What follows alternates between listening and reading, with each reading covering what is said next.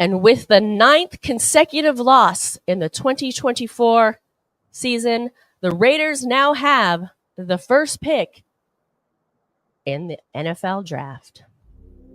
Fact is, I grew up in Compton, California. I was born a Raider. I was born with the Raiders rolling in the Coliseum in L.A. I was rolling with NWA, talking straight out of Compton, rocking Raider hats.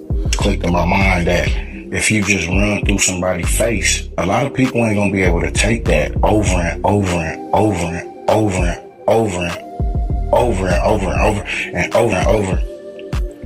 Run through a motherfucker face. I think this journey's the most special because there's not a lot of people that have the opportunity playing in high school and college and then pro and then being injured and then starting coaching as a young coach. We understand what it's about. We understand Raider Nation. We understand Raider love. Since 1966, you guys have been coming to this stadium and you've been rooting this team on the victory. You've seen this team win 3 Super Bowls. You've been here through the ups. You've been here through the downs. But you never waver. The mental side of the game is taking me to the next level, and it's true confidence. It's feeding your brain elite of elite. And as I always talk about 1% and more is required, and I always say these things, but it's what I live. I see it everywhere I go because you have to constantly train your mind for greatness.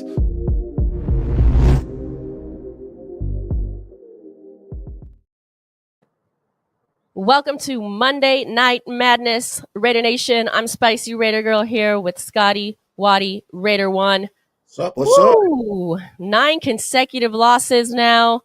And, of course, we see another quarterback go down. AOC goes down for the second time this season, of course, after Minshew has gone down. The quarterback situation is a mess in more ways than one. And, hey, we were looking forward to seeing AOC finish out this season strong. We all like this kid. We were all rooting for this kid. We were looking forward to evaluating him for the last, 5 games of this season, seeing what he can do. Again, we didn't think he's a starter, but it would have been nice to see him figure it out. We were rooting for him. And it came back.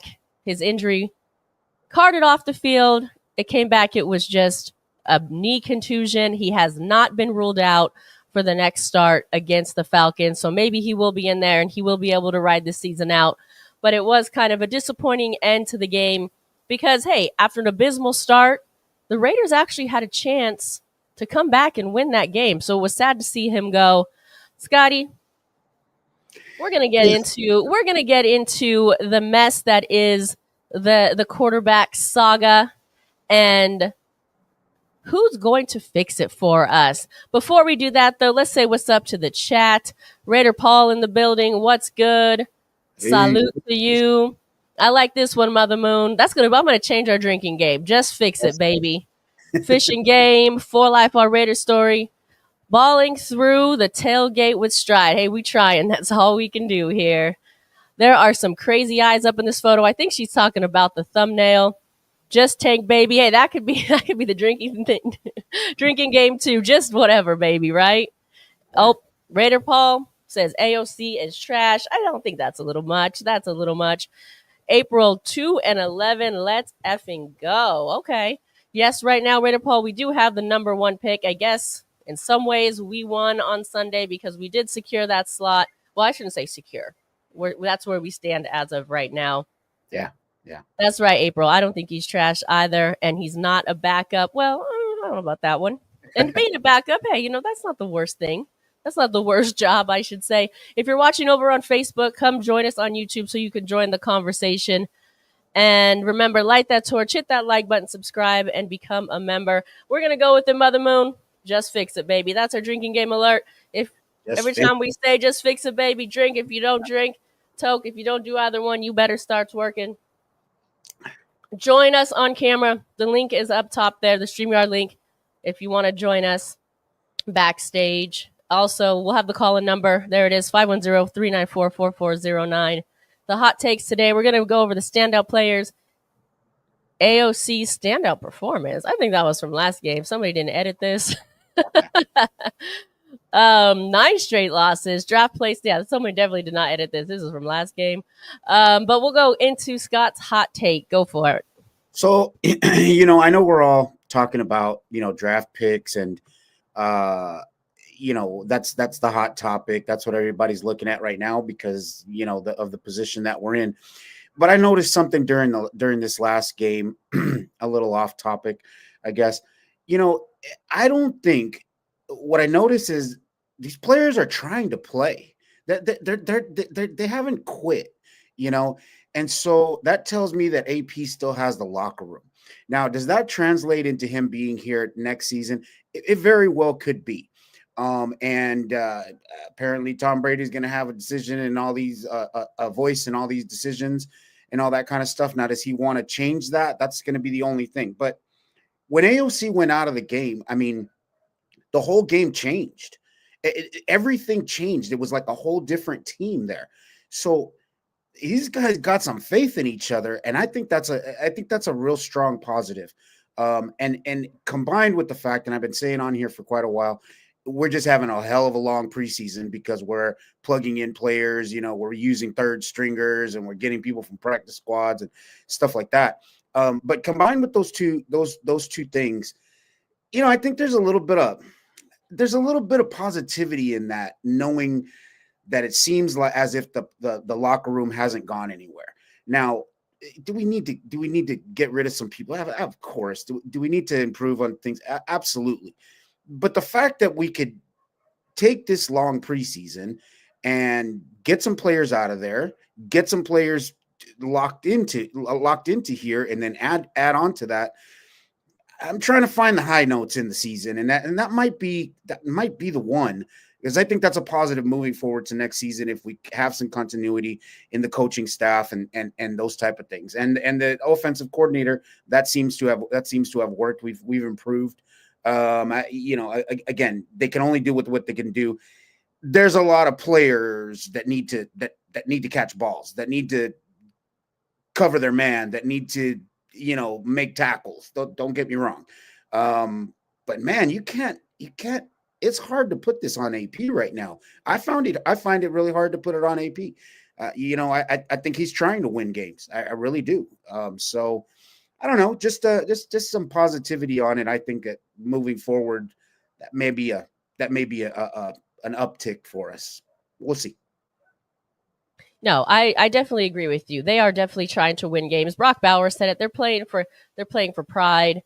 Yep. He was quoted to say that, and Mad Max says it every week. They're playing to win. They've got something to prove for sure. We already have somebody backstage that is going to join us. We love that. My girl Paula in the building from Straight Out of Sac. Oh my gosh, so good to see you, girl. What is good? I thought I'd sneak on here. Yeah, we appreciate you. What's your opinion on this season so far? Let's just say Josh Jacobs, and I don't think this is all on AP. And I think AOC is going to be a good quarterback at some point. That's just my take. So yeah, no, we agree with you. AP is definitely trying to win. Listen, we've said this all along. You can put the best coach with this team with no quarterback, with no running game. You can't. What are you going to do with that? Yeah. He's doing the best he can. And AOC, I think he's going to be a good quarterback. Is he a starting quarterback? I'm not so sure about that. Yeah. But he's a decent quarterback. Look what he did against the Chiefs. Look, he was arguably going, making a run at coming back in this last game. Yeah. So for sure. No, and he, he's making some mistakes. There's no doubt about that. But you can't call him trash. I mean, you got a guy in there that gets thrown into whatever situation. When I don't have anything, hey AOC, come on over here and help me out. Every time. It's been for 2 seasons now, so you can't expect him to have some, all the consistency that you want him to be perfect. He can't be. He's got to get in there and do some stuff. Is he a backup? Is he a starter? I'm not going to debate that. But you have to give the kid a chance to prove that he's that. But if you keep throwing him in, that's going to be difficult for him. Nobody can do that. Do you feel like they dismantled the team so much at the beginning or the end of last year into this year that it caused some of this? I do. That is a large part of it. I think this whole quarterback nonsense with Minshew kind of messed things up for the Raiders. And Luke Getsy didn't help the situation at all. So I think there's a few things that messed up our chances at doing something, at building at something. And right now at this point, like I said, we're so depleted based off of injuries and people leaving and things like that it's hard to put this together. But like, that's why I say it's just like a preseason game every week, because we're just plugging in things that that may work. But now we're working with third and fourth string players. Yeah, I definitely think that is the issue, that the dismantling of not only the dismantling of the team, the constant dismantling of the team, but not only the constant dismantling of the team, the constant dismantling of the team with no plan. Right? Because there's no plan. It doesn't seem like there's a vision moving forward. It's the dismantle with no vision, I think, is the problem. And when you're constantly dismantling it, every coach, every GM, every time something changes, there's a new vision. And it's never, I can't even remember the last time we've really seen that vision play through. Have we really seen it? I mean, can you think of one, Scotty or Paula, that we've really seen one? No. No, because have we seen one? Have we seen? I'm like a loss here. We get a coach in and he wants to do things a certain way, but then he sucks at it, and then he just destroyed the little bit of good that we did have, and then you fire the coach, and then it's starting all over again, and it's a constant cycle of crap. It is, Which is, well, Paul, and I'll ask you this: what is your thought on you opened by saying you can't put this on AP. So do you think that AP deserves to remain the Raiders coach moving into next season? I think if the players have their trust him, I think that they should. I think if they bring in another quarterback, another coach, it's like, now we got to rebuild again. It's like, give it some time to there to be some continuity. I don't know. That's it's our plan changes all the time. Yeah, that's how I feel. It's we can't get started if we're always changing. We can't build on anything. Yeah, definitely. I definitely agree. I mean, it's a cycle. It's like a vicious cycle. You can't do anything like that. It's dysfunctional. So if you look at AP, what did he have to work with beginning since last season? And he did something with it last season, but what did he have to work with all this season? And so how does the carpenter build a house without the hammer? Yeah, it's just, you know what I mean? You can't do it. So get him the tools that he needs, and if he's not it, well then okay, but give him a shot. Give him a shot at it. Yeah, with all the tools. He needs all the tools. And here's the thing: you probably can't get all the tools by next year. You may not be able to, but put some pieces together so you can start trending in a positive, in a positive way. But if you can't even do that, what are you going to do? Put a new coach with no quarterback? Put a new coach with no running? But what are you going to do? What is he going to do? What is the new guy going to do? Yeah, I agree. Paula, any last thoughts? No, I just like to do a plug for the Commitment to Excellence dinner. It's coming up in February. It's going to be moved to Henderson, and so Max has confirmed he will be there that evening, and we're working on getting some legends that night. So it should be a fun night. Raise some money for his foundation. Awesome. So, that's great. Yeah. So y'all have a great night. I'm going to go turn my tacos back on so I can finish. Guys, it's been a while. I have a new granddaughter. she kind of takes up a lot of my time now. So, but it was good to see you guys. And likewise, yeah, and keep us posted as more details come into place. And you're welcome anytime to keep promoting. And if okay, and if you want to keep giving us details, we can let them. We can give them out on your behalf. Definitely. Okay, well, thanks. Well, we've already sold over 100 tickets just in the last 3 weeks, so it's going to be a sellout. So it's only had about 340 tickets for the evening, so it will sell out. So okay, real quick, can you just run it through all the way through all the details?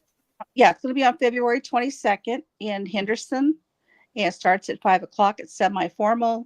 It'll be a dinner, live auction, silent auction, raffles, and it's going to be at the Terrace.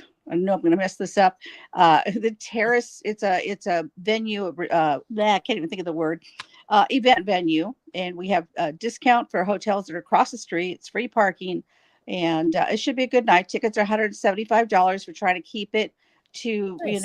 People can go and have a good time and not outprice like everything else has gotten. And so we'd love to have whoever would like to join us that night. And if you have any questions, you could always email me at pceline@gmail.com, and we can definitely send you out information. And is there a link? Mother Moon wants to know if there's a link, then we can put it on all our social media as well. Or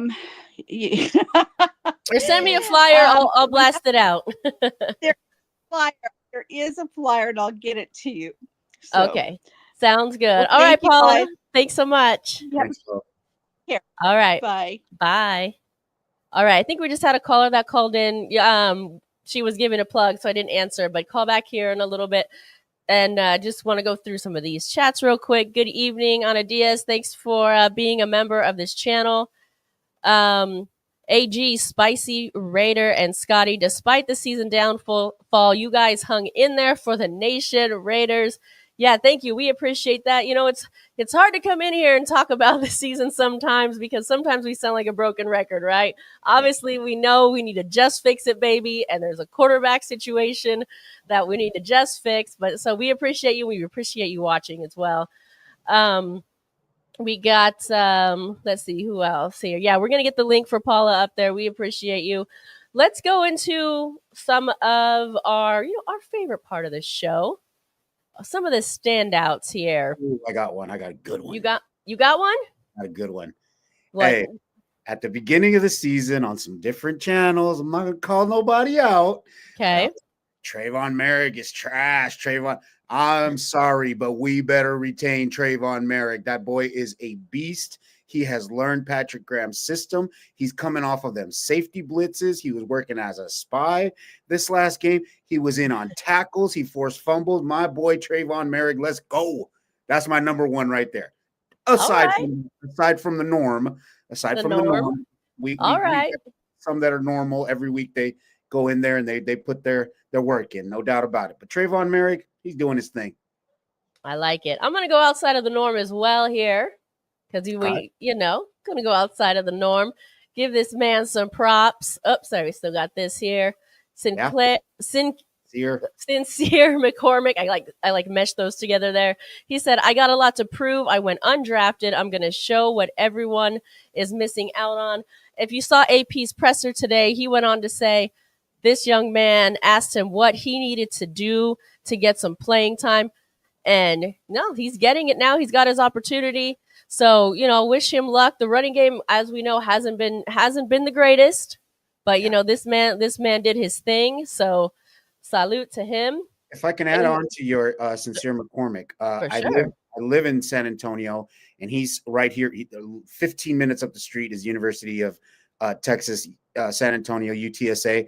He was the talk of the town when he was playing here at UTSA. I had high hopes for him. I was like, where is this guy? Where is this guy? And now that he's shown up, I'm really glad that he's shown up. I mean, he is something that can really be worked on. He's gone out there. From what I understand, he's putting in a lot of work to get better week by week. I'm glad we got him. I agree with you. I'm glad he's out there doing his thing. Yes, sir. Yes, sir. Most definitely. And then somebody he's been the man every week, but we're still going to give him his props, of course. Brock Bowers, most receptions by a rookie tight end. Woo! There's some big names on that list. There's some big names on that list. So props to him. And you know what he does, obviously, that doesn't come up in the stats? This man's getting double teamed, which is leaving other guys open. So they're able to become targets, effective targets as well. So shout out to this young man. You know, he's becoming a regular standout, but you know, we still got to give him his props. Yeah, you know, the tight end position, it involves a lot more than just going out there and catch. I mean, these guys are blocking. These guys, you know, they sub in for the and Brock Bowers. I mean, he's tight end / offensive lineman / wide receiver. You know, he's a Swiss Army knife. You know, and he's just doing a lot of things that don't show up on the stat. I completely agree with you. This man's the real deal. All right. AG says, you're right on it, Scotty. Hold on to Trayvon. Ana Diaz, I think somebody else said this as well. Chason was stand out. Jake Long, Sincere is a beast, but we should have drafted Brooks. That would have been a hell of a combo. Mother Moon, if you don't open your mouth, you won't get fed. I'm glad he asked that. She's speaking of Sincere. I think. Hold on, give me 1 second because I think the caller called back. All right. Yeah, no, Sincere is out there. You know, he's. You know, a few years ago there was this narrative about you got him. Oh, there was this narrative about running backs aren't this, they're a dime a dozen. Okay, what we ain't got one. I thought they were a dime a dozen. You know, we ain't got one. So what are we doing? You know, sound. Yeah. So you know, you know that he's out there. He's trying to do his best with what we got, and the Turner's new offense seems to be working in his favor. We'll see. You know. All right. It is Monday Night Madness. We know you're on the phone on hold, and we know you're backstage. We see you, everybody. We're gonna get you in, but we appreciate you. All right, caller. We got Big Daddy on the line. Tell me what's good. It's great to talk to you guys. Happy holidays. Hope you guys are doing well. Likewise, brother. Likewise. Appreciate it. This is my take right now about AP and 2025. We're in a situation right now where I'm about continuity and things like that because we keep changing coaches all the time. But I'm also in favor of changing coaches until we get the right one. So I look at our past coaches, Dennis Allen, Gruden, and the list goes on, and people like that, Bill Reel. And one thing all those guys, maybe not Gruden, but one thing Gruden has in common with AP, those guys didn't lose the locker room. McDaniels did. And credit to our 53, and as far as people that have played this year, it's probably been about 83 because we lost so many people and had to go to the practice squad. So we're in a situation the day after the Charger game and the season's over. Do we want to bring back a great inspirational leader and motivator whose football IQ and strategist and situational IQ for the game is maybe average to below, but he leads really well? Or do we go after a coach that maybe doesn't have the motivational skills of big man, AP, but knows his football inside and out? And I think with Brady being involved now, he's going to have a big say-so with Mark. If I had, like I've said before on the previous call, Familia, I'm okay with AP coming back as long as we get the best OC going, because so many times he coaches with a defensive mindset, you know, and it's like, you know, you listen to him in his interviews. Everything is, well, we got to stop this guy. We got to stop this guy. But we got to score points, man. That's the whole thing. You know, NFL has become a college league now where you got to outscore the other team. So to me, it's got to be somebody, he's got to be like Jack Campbell. Get out the way. Let a sharp, young offensive guy run the whole offense and roll like that. Now, if we're going to draft a Cam Ward or a Sanders or get whoever, We can't have a used car OC mentality. We got to have somebody sharp to develop that young brother. And to me, it's going to come down to, does Mark want to go with, somebody totally different, or AP? If you told me, Big Daddy, bet $100 right now at Caesars which way we're going to go, I think we're going to move on to somebody else. I really do. It's not my call. But when you look at Bowers, when you look at B-Cam, when you look at all these guys that came from the practice squad, the good thing I can say is nobody's given up. And we finally see somebody who's been sitting down for a long time. Scotty's neighbor, Sincere, killing it, wearing Clarence Davis old number 28, which I love from back in the old days. I see what you did there, Big Daddy. Yeah. I see what you did there. And I'm saying to myself, you know what? We got pieces there. And I'll say this, and my little thing is this. Yeah, we've only won 2 games. But if you look at the teams in the top 7 in the draft, I know Carolina beat us, but we're like the best 2 in whatever we are. We have the capability of beating anybody any Sunday, okay? But we're just lacking, in my opinion, talent, the coaching IQ. I put that like probably a second place, but definitely talent because of the injuries and what have you. And yes, we could have got Sam Darnold. We could have got Russ. We didn't know Russ was going to cook like this. We didn't know Darnold was going to cook like this. So you know what happened? We went to the San Jose flea market and found the guard dog. We gave him a chance. Spice. It didn't work out. And O'Connell, God bless him, he's had a lot of bad luck. I hope he can give us a glimpse so we can do the rest of the way. And then finally, my final dessert, and I promise not to hog this thing, we got 4 games left, 3 at home. This game is winnable. Jacksonville, definitely. And then we got Atlanta without DC4, definitely. I would hate for us to go 2-2.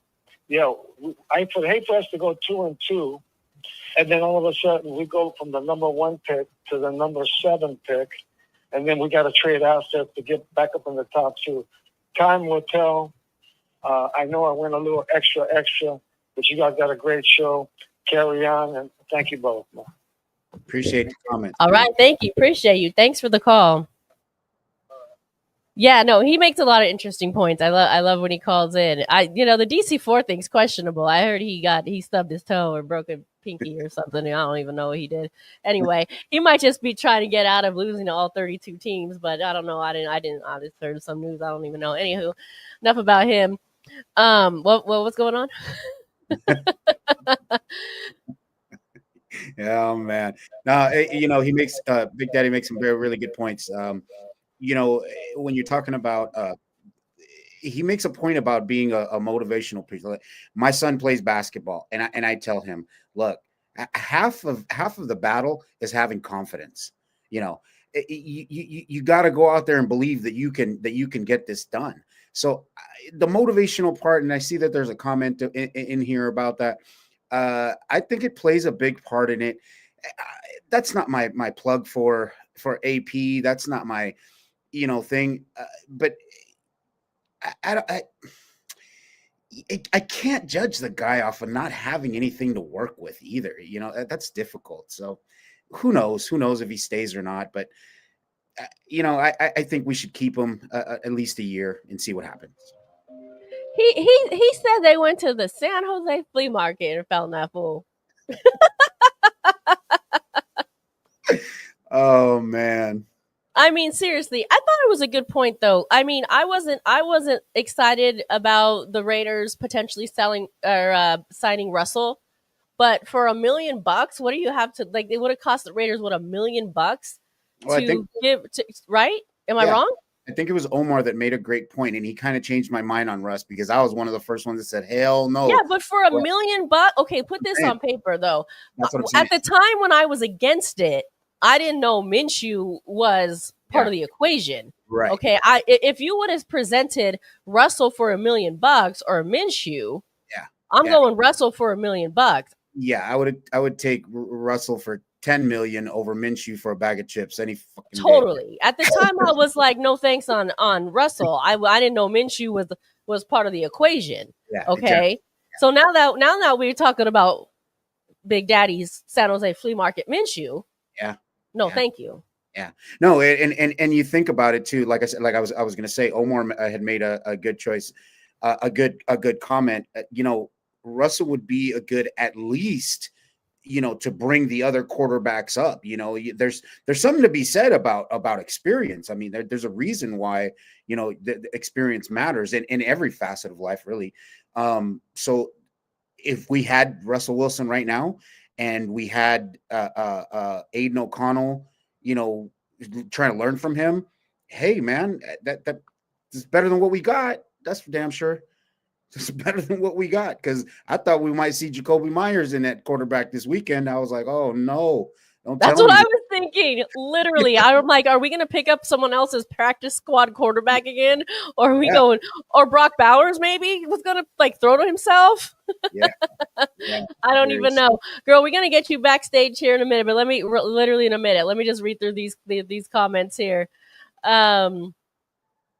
Let's see, Coach, what's good? This guy makes me laugh. You want to keep a guy who can only motivate and lead, but doesn't know the X's and O's. Get rid of AP and find someone who can do both. It's that simple. I'm sorry, again, but man, what he's working with. I cannot agree with that. You're saying that he doesn't know X's and O's. This guy's got a ring on his finger, bro. Sorry, he knows X's and O's. Okay, he's been there.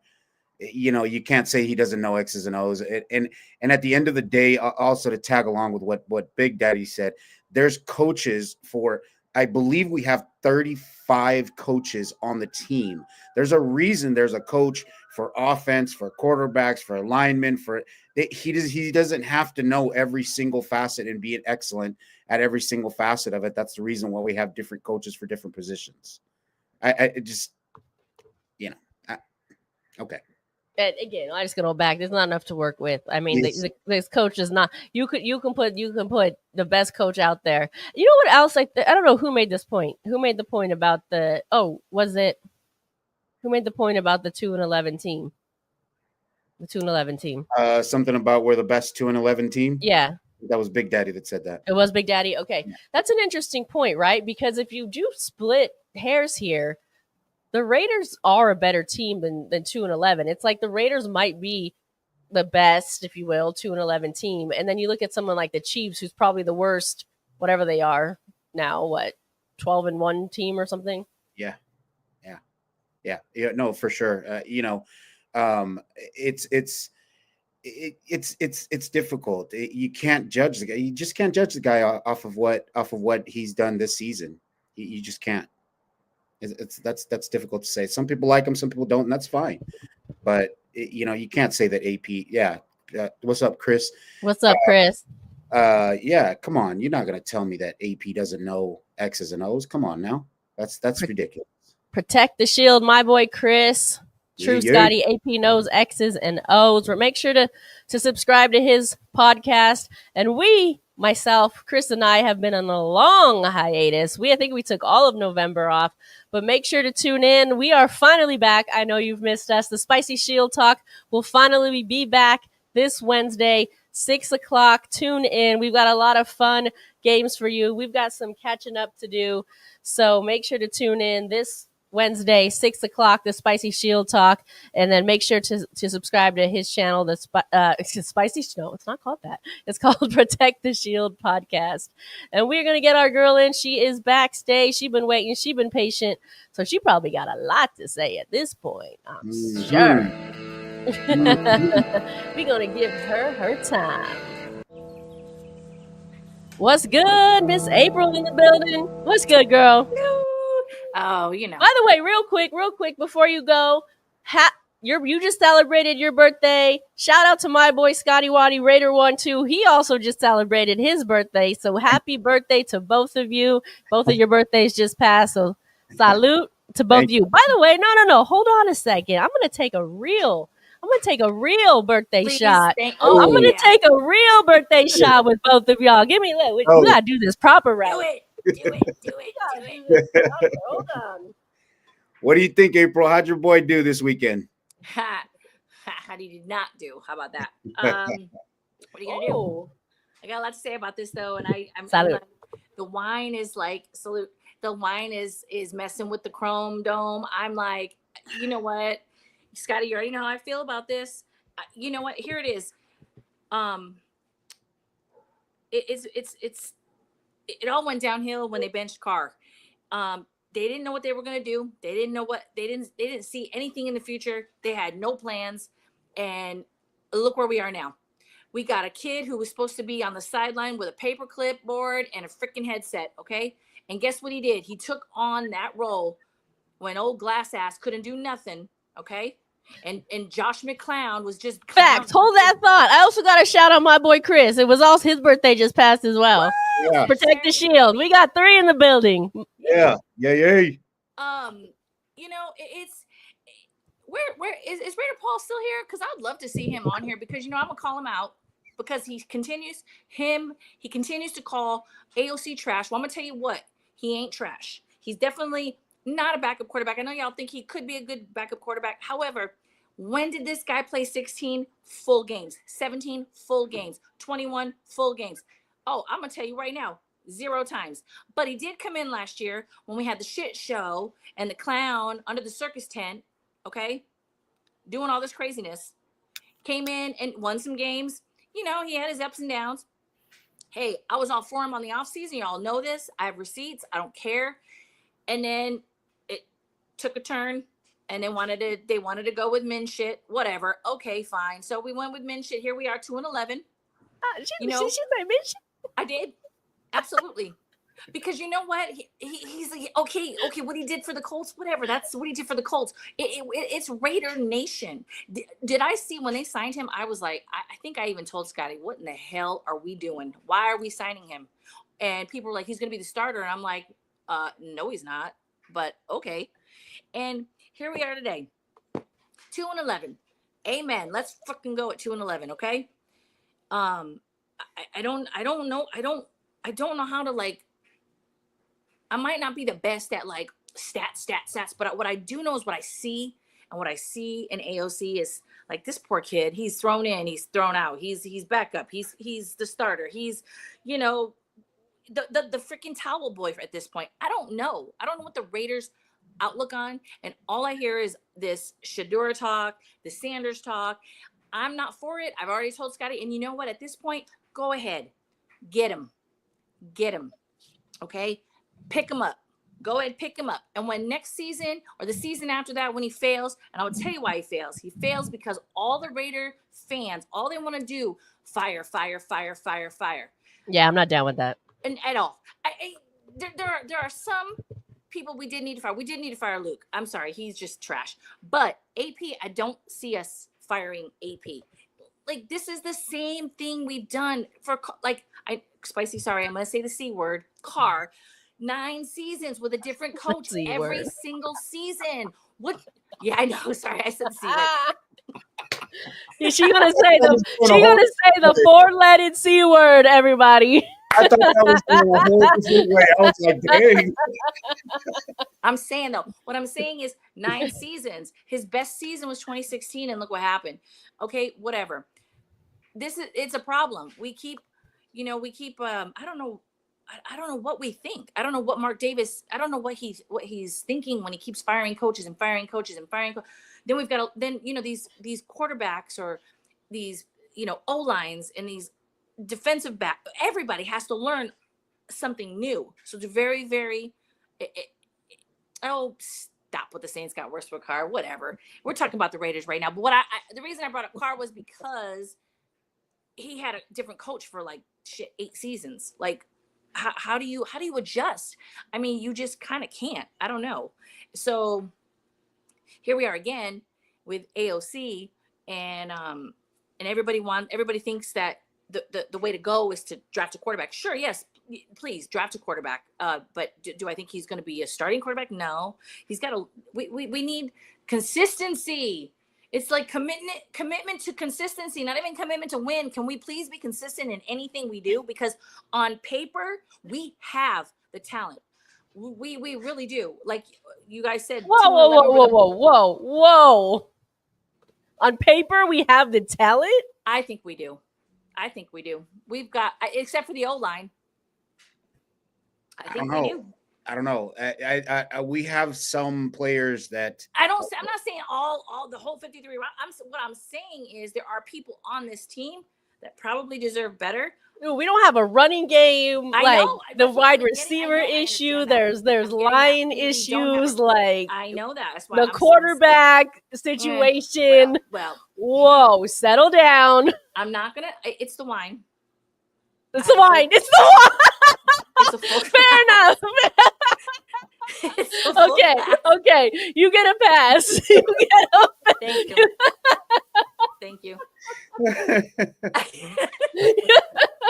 second though. Okay, so my thing is like, again, I go back, I relive. What if we started AOC? Do you think Adams would have requested a trade? No. I don't think so. The comments are lit right now. Good. Wait, I gotta put them up on the screen in case they don't play back later. That's a lot of wine. Yeah, the wine is definitely talking. What's in her wine? We love you, April. We love you. You comedy girl. This is all love here. This is all love. I mean, I'm not. Game over. Game over. Hey, listen, you guys know I love the Raiders. I'm passionate about the Raiders, and I see it for what I see it as a fan watching the game. There are different things that I see that maybe nobody else sees, which is fine. Everybody can continue to say AOC is trash. He's definitely not trash. I think he moved through a penalty flag. You get a penalty flag.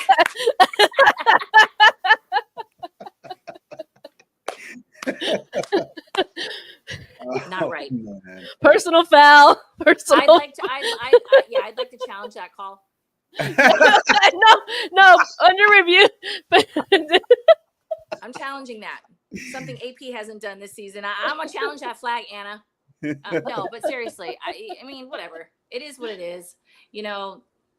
After further review. I just want the Raiders to be fucking great again. Why can't the Raiders be great? Why do we always have to fire everybody? Why does everybody want AP to go? Why? Wait, illegal use of wine. Leave me and my wine alone. After further review, the call stands. Illegal use of wine. After further review, I think she is drunk. Not yet. Let me finish that glass of wine and I will be. Not yet. Oh man. No. Now we have some good players on the team. Overall, there's a lot of players that got to go, and I think we got to keep a lot. And I think there's some players that have really shown something, and we should work with them. That's for sure. But I saw a comment on over here that said we have zero offensive players, the whole offense. I'm like, you're crazy. What are you talking about? No, where's that one? That's not the case. They must be drinking my wine. That's a little much. Zero? Yeah. Where's that comment? It's back a few comments up. Sorry, I got lost in all the illegal. Yeah. Well, I'm glad I could bring some kind of shit show to the show. Right? Raiders till death brings up a great point, and half the team is injured. We lost some key pieces on the defense. We've shifted everything around on the offensive line. On the offensive line, I think we can work with. I'm not a fan of Parham, but the other guys, I think they can be coached up. Now, JPJ, man, I love you, my boy, but damn, calm down just a touch. Just click it one notch back, because it's a little bit too many penalties every damn game now. Who are you talking about, JPJ? Yeah. Okay. You just click it back just one little notch. I love you, my boy, but just slow down just a touch. I think JPJ is he's another. He's passionate. He just wants to win. You know what I mean? And he's trying so hard. But it's like some of the times he tries too hard is like, whoa, dude. Yeah, like you said, Scotty, slow down. What are you doing? Like, come on. Like you're costing us a lot of penalties, and ultimately, you know, in his defense, though, it's not just him, right? It's not. It's the It's not. quarterback. It was the guard in the case against KC. As a rookie, he said, "Hey, he took the blame. Everyone took the blame for that botched play against KC." But you And I know, know, look, and I'm looking at Chris's comment right here. Now we don't want him to settle down, unleash the beast. He's old school Raider. I feel you, bro. I'm just saying one little click back. And I think he can iron these things out in the offseason because he's a hard worker. You're right. He's an old school Raider. He's smash mouth football player. I got you. Just give it a little notch and learn a few things. And that may be a product of switching positions, filling. You're snapping the ball, but that's a huge responsibility. Don't get me wrong there. Don't get me wrong. But I think at the end of the day, you know, he can get coached up on some of these things, and you know, there's so much inconsistency that you got to put that on. That you gotta you know, cut him a little bit of slack on that too. no, I'm with you on that. I mean, look, you never want to see your starting quarterback and starting center literally practicing snapping the ball on the sideline. It's embarrassing. Do that in a tent. Yeah. I know that's not a thing, but like, can you like go in the locker room and do that or something like? And that's what I'm saying. There's a lot of inconsistency with you know, with a quarterback, with him changing positions, and you got to cut him some slack on that. But like I said, you know, just a touch. And I think real quick. I want both of you to stay on, but I love these comments. They're coming in hot. Let's all respond to these. Johnny Ramirez says, "Spicy, like I told you, I have been a fan for 40 years and play competitive sports for years. This is just a badly run organization. That's why we've been at for over 20 years. Be real. No argument there. We've been saying it. We've been saying it since the show started. Yes. For 5 years now. The organization is crap. Pretty much. Okay. Pretty much. Yeah, Hector Hernandez, firing coaches can lead to series of rebuild and mistakes, period. Keep a coach who wants to get the team to be a winning team. This has been a problem. Point blank, there's too many coaches, there's too many quarterbacks, there's too many GMs, there's too much overturn. Again, we've said this over and over again. I feel like we're beating a dead horse here, but hey, whatever. Horse is good. Has anyone ever tried horse? I have. It's delicious. Protect the Shield podcast. I feel that, Scotty, but we don't have no enforcers on that line. The rest of them are baby oiled. Ooh, Diddy stop. Oh, damn, Chris. You want to respond to that? I have no objection to that comment. And where you're coming from on that. He said baby oil Diddy stuff. Okay. Yeah. Okay. Yeah. Do we agree with Jake Long here? Colton Miller needs to be replaced too. I don't know. I don't know. I'm not ready to give up on Colton Miller. Again, he had no offseason. He started out horribly, but he's brought it along quite a bit. Does he need to be replaced? I don't know if that's the answer, but do we need some depth at that position? Absolutely. Which leads us to our next point. Put in the comments, who do we think needs to be replaced and who is absolutely not replaceable? Put in the comments. We'll have that discussion while we're on here as well. Aphrodisiac says, new GM wasn't good enough for the Chargers, but somehow he's on the Raiders. What do you think? I don't like Telesco. Sorry. I don't know. The jury's still out for me on Telesco. Again, hey, the draft is good this year. The draft was good this year. We just needed to have a quarterback. He didn't do a bad job. I don't think for drafting he didn't do a bad job, but I think in other areas, I don't think he's the best GM. He has a long-term plan. This is year one for him. We're just sad and we're frustrated as fans who haven't really had a successful team in 20 years, right? We've had little glimpses of playoff appearances here and there. He's looking at it as a new job, new CEO, if you will, come in, make the team better, make the business better. He's got a long-term plan. This is year one for him. Yeah. Let's see what he does after year 3. We're just frustrated after 20 years. Sure. True. So I say let's judge him after year 3 if they don't fire him, or if all these freaking Raiders fans don't go out and petition to have him fired. Yeah. I mean, and he picked 3 really good starters: JPJ, DJ Glaze, and Bowers. Yep. You know, those 2 rookies on the offensive line. That's difficult, man. That's difficult. You know, so but they're starting and they've done a good jobs. You know, again, the penalties can be coached out of them. You know. So this Monday night, so they can't flex that game, is what I'm hearing. They can't. I'm surprised they haven't. Well, I heard that they are not going to. They can't flex it because they have to give them 2 or 3 weeks. I didn't know that there was a timeline on that. So I don't know. Chat, let us know if you know that. I thought that they could flex it still.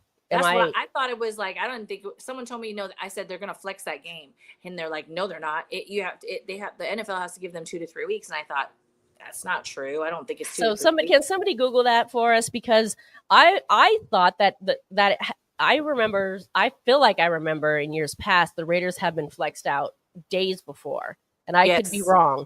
I'm surprised it hasn't been flexed already. Oh, it's gonna be scary. I mean, who wants to watch a team that literally can't even snap the ball play in prime time? Right now.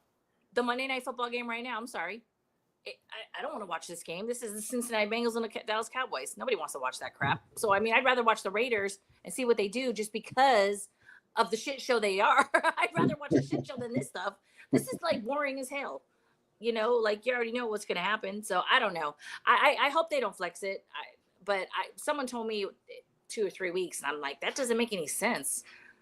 I thought it was whenever the NFL wanted to flex it, just for ratings and things of that nature. But Raiders Still Dead says at least 12 games to flex a game. So obviously, if that's it, then it's too late. Oh. Chris says, I agree. Spice. Let's go have a couple more drafts. He drafted a generational tight end, and JPJ will become an all-pro center in a few years. I agree. So I love Bowers. Oh my God, watching that. Even though he only had, I think, 3 yards this last game. Oh my God, this kid is crazy to watch. He's the thing, like I said at the top of the show, man, he's doing so many other things that aren't on a stat line. You know, the guys, you know, tight end is it's a Swiss Army knife position, you know. Oh man, let me tell you what. I think that's the best tight end we've had in a long time, and he's a rookie. The best tight end anyone's had in a long time. Anyone has had, yeah, for sure. Let's not blow it, Raiders. Well, no, what we're not seeing in the stat line, like I said earlier in the show, when he's getting double team, he's opening up for the other tight end and Michael Mayer to have, a good game and some of the other guys to have a good game. So that's definitely what you're not seeing. That doesn't show up on the stat line. That guy's a beast. He's great. He's just really good. The word generational talent gets thrown around a lot, but you gotta admit that Browers is generational talent. You know, he's absolutely.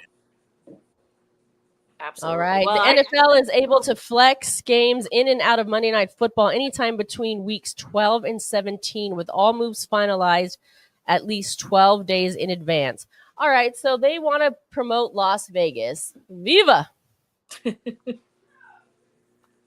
So look for the glitz and the glamour and the Mandalay Bay and the Strip and the Bellagio Fountain and everything else that Vegas has to offer, because that's the only reason I can think that they would not flex this game, because they want your money and they want all of the opposing fans to come and see the teams play against the Raiders next season. That's the only reason I can think why they wouldn't flex this game, because this is going to be a big promotion for Vegas. Yeah. Well, hopefully Vegas pulls it out and wins. Well, I just want to see. I can't. Oh my God, I can't see us going 2-15. Come on. This is nuts. Yeah, we'll see. Woo. We'll see. Anyways, again, thanks for having me on the show. I don't know. I just want to see. I want to see consistency in general. Like, let that kid AOC next year. Give him. He had that whole offseason. I don't understand the move for Minshew in the beginning of the season. My mind is still wrapped around that, and I still can't let it go. I can't. I won't let it go until AOC has 16 regular games and people shut up. I can't. I'm not going to stop talking because I think if he had the right coaches, and I'm not saying that AP isn't, but I'm saying the right direction, the right this, and not being okay. Well, tomorrow I'm going to be the backup quarterback, and today I'm going to be the starter, and then 2 more days it's going to be Ritter, and then it's going to be me, and like. How can you have any kind of consistency with this? Like it's just crazy to me. Your point is valid, April. Your point is valid. He hasn't had any consistency. However, I'm going to tell you right now, I don't think he will ever get that consistency on the Raiders. Well, not after this. I mean, this is crazy. This is just it's almost like a waste of good talent. That's the way I feel about it. I see something in him. I don't know what it is, but there's something. He's got the arm. I mean, he's done it twice. Well, maybe the first time not against KC, but the second time against KC, I mean, shit, he was doing his thing. You know what I mean? I don't understand. I just don't understand it. I just want the Raiders to be great again. I want to not be a bitter fan. I want to have a glass of water less than a glass of wine every time. They give me a headache. My heart, I'm at 200 over like 110. I'm too old for this shit. Like, please, just we are loving the comments. We're going to stay on a little longer. April, you're welcome to stay if you want to stay. If you got to bounce, girl, you could bounce. But let's get over to these comments a little bit here, because we're loving the comments. John, thanks for joining us. I believe they are targeting Michael Mayer because he will be traded. That's an interesting comment. Please elaborate on that. You agree, Scotty? On it, I'd like to comment on it. Tell me. Let's go back. Michael Mayer was, before Brock Bowers, he was very well decorated in college, and he's a really good tight end. I know he had some problems this season, but I think that going with a 12 personnel is the way that we want to go. I'm going to go back. I know y'all think I'm crazy, but I think Brady has been running this team for longer than he's been the owner. And I don't think Michael Mayer was a mistake that we got him. I think that was purposely done. And I think Brock Bowers was purposely done now. And I think that we're going for that 12 personnel look. So I don't think Michael Mayer would be traded again. We're both just guessing here. That's just my take on it. All right. Fair enough. Chris from Protect the Shield says he literally, speaking of Brock Bowers, is regarded as the best tight end to play in college ever. He goes on to say, great conversation, y'all. Thank you, and thanks for joining the convo. Aphrodisiac says 100% spicy. He's going back, speaking about the flexing of the game. I think he's talking about me saying that they want to promote the city of Las Vegas to bring in revenue for the Monday Night Football game not being flexed.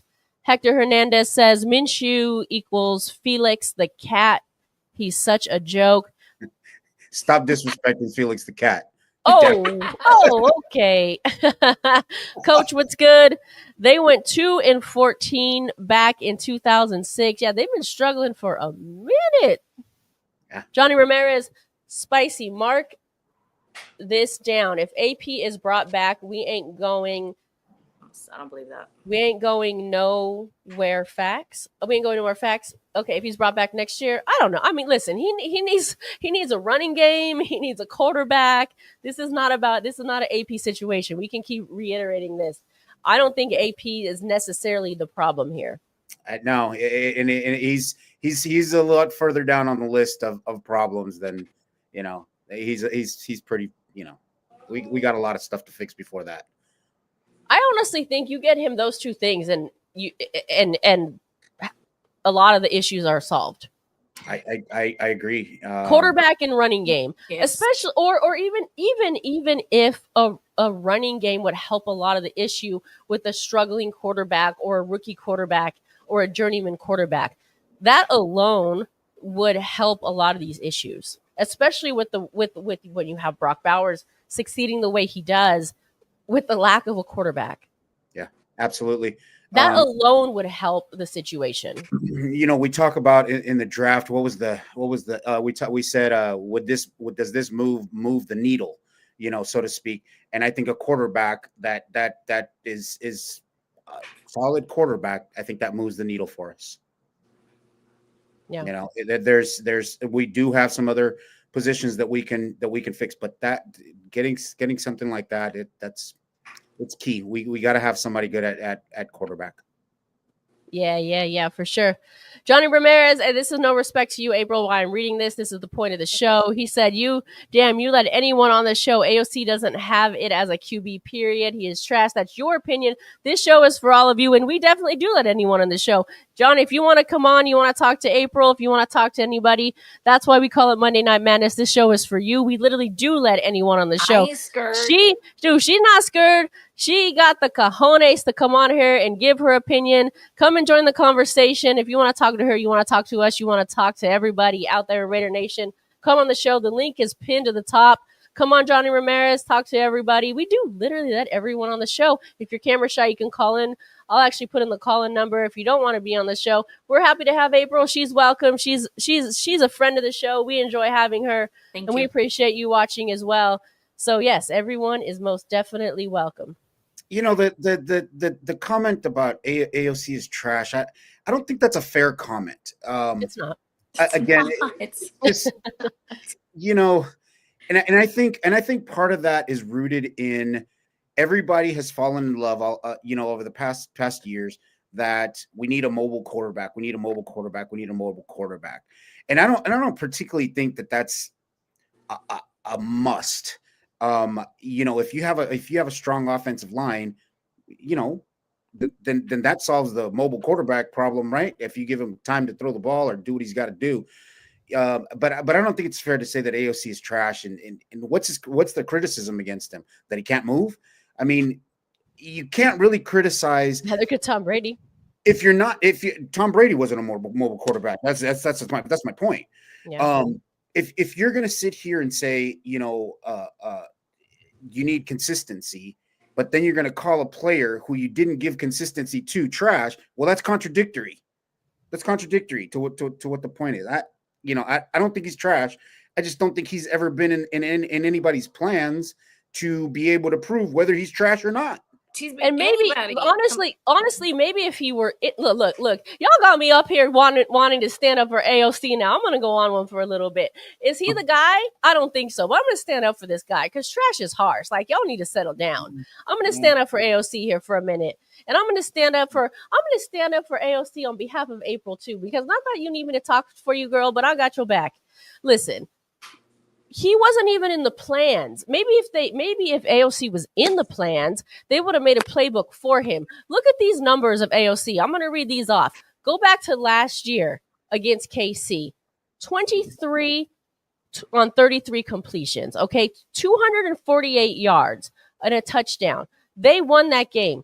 This year, 23 on 35, 340 yards. Okay, they came in 2 points of winning that game. And they won it. They lost off something silly and this botched call with the referees. A standout game for this guy. They should have won that game. It could have went either way. It was controversial, and we're sitting there knocking this guy. There's 32 teams in the league. This guy is starting for an NFL team, and he did very well against a 3-time Super Bowl winning team, and he put up those types of numbers against a 3-time Super Bowl winning team and almost won that game, and they only lost on a controversial call. He had the best game against a team that has only lost one game all year, and you want to sit up here and say he's trash? He's the best, one of the best in the world at what he does. He does. And this offense wasn't even designed around him. They didn't design the playbook around him. AOC was never even in the plans for this Raiders team. Is he the answer? No. But to sit up here and disrespect this man and call him trash? Nah. Like, shame on you. Have some respect for this man. And at the end of the day, you may not like him and he may not be a starter. You can say that. You can say he's not mobile. You can say whatever you want. But at the end of the day, the guy, he's come in and he's done some good things. And and I think the clearest point is, how do you call him trash if he's not given a chance to be what he needs to be, or if he's not given the tools to be what he needs to be? That's you can say he's not good. You can say whatever, he's whatever. That's fine, but you can't. And he needs a running game. A struggling quarterback, and or a quarterback that maybe isn't really a starter needs a running game. This team does not have a running game. He doesn't have all the tools. Well, and I'm reading the comments, and someone just said he has average arm strength. Oh, what? That's the silliest thing I've ever heard in my life, because he's got way better arm strength than Minshew. He's up there. That guy can throw. Yeah, like Scotty said, is he the most mobile quarterback? No. Given his role in the Raiders, I mean, poor kid doesn't probably even know what the hell he's doing. You know what I mean? As far as like, what am I doing here? What am I doing here? I was a 4th round pick. Like, he was like one of those ghost picks. You're like, oh, we picked up a quarterback. Okay, whatever. Okay. And then all of a sudden, here he is starting with nothing. So to say he's an average quarterback with an average arm, you're right, Spicy. You let anybody on this show. Woo! Woo! Woo! Ooh, that's the wine talking now. I don't care. Aphrodisiac, I want you to come on here too. Like, you have good things to say. And if you want, just call in. He said, but AP kept putting Minshew in there. If Pierce didn't believe in him, should we? I kind of agree with that too. I think AP should have rolled with AOC because he chose him over Garoppolo last season. He should have rolled with him starting this season. But why? But we still don't know the question as to why he didn't. All he said was in preseason and training camp, he thought Minshew gave the Raiders the best chance to win. That's all we know. Yeah. And again, I just want to say I don't think AOC is the answer. Sorry, April, I don't. It's okay. No, but I don't think it's fair. I don't think it's fair for all these people to go up in here and call him trash. No. Yeah. But honestly, I would love for AOC just to get one season, just one full season. And then, okay, then I could sit here and come on your show and go, you know what? I was wrong. You know what? Y'all were right. I was wrong. But we can't even do that. We can't even do that. All I'm going to get is hate comments and, oh, she doesn't know what she's talking about. That's fine. And that's fine because I'm a girl and because I'm wearing freaking braids and because I'm drinking wine. Well, guess what? I probably know more than y'all know. But it's good. Not Spicy and Scotty, but you know what I'm saying. It is what it is. Hey, we all have our opinions, and that's what this show is for. Monday Night Madness is for your opinions. That's why we're highlighting everyone's comments. That's why we have the number on the screen, and that's why we have the link up in the comments. Everyone's comments are valid here. Literally, I love you guys. Can we put up this comment by Jake Long that just came up? We got AOC from that one. We got AOC from a Patriot McDaniels special. AOC ain't trash, but he ain't most likely. I have to agree with that comment 100%. He's not trash, but I don't think he's the guy that that's gonna take us to where we got to go. Yeah, I agree. And I don't think there's anything wrong with saying that. Yeah, it's fair. I mean, everybody's at the end of the day, we're all one nation, right? I mean, I'm just saying, but I always feel like recently in the last couple of years, it's just been this bash. Oh, fire. You know what? I'm like, can we just get back to football? Like what? Like, and another comment down here, about Bo Nix, and Spicy, you pointed this out because I was big on Jaden Daniels and that whole deal, but you made the point that just because Jaden Daniels is doing good over there in Washington doesn't mean that he would have done good here at the Raiders, and it's a very valid point. It's a very valid point. Look at Russ. He was whatever. They didn't like him in Denver, even though his numbers were good, and he's over there doing what he does in Pittsburgh. So yeah, I mean, different systems, different environments. That all plays a point. That all plays a part in this. Yeah, exactly. I mean, it definitely all the components. Just like we're saying, AOC could be doing better with better components. Sure. AP could be a better coach with better components.